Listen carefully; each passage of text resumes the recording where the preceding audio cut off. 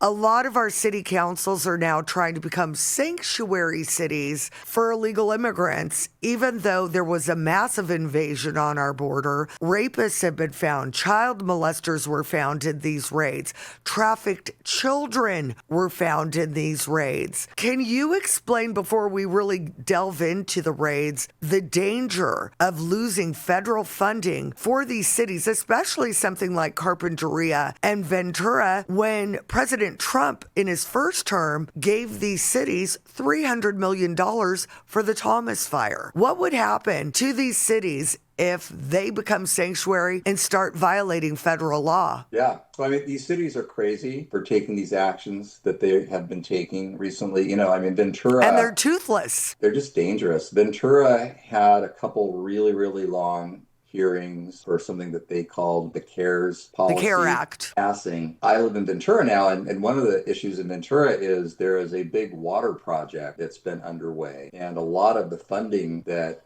is hoped for is federal funding. I met with the city manager just a couple weeks ago and discussed all this with him, and he, in his own words, said it was about $100 million of federal money that's in the pipeline, so to speak, that the city of Ventura is hoping to get over the next few years to help to fund the water cure project, as well as a number of other projects. Typically the federal government is involved in funding a lot of, like the federal government will regulate, but while they regulate, they also offer money to help you to implement these regulations. So, for water quality, for transportation, for education, for harbor dredging, for airport improvements, terrorism stuff, a lot of public safety stuff is funded by the federal government, beach erosion and renourishment. There's just so many things I could go on and on. So when these local governments basically start interfering with the enforcement of federal law and they start talking about funding nonprofits, NGOs, a lot of whom are actually actively working against federal enforcement efforts and putting the lives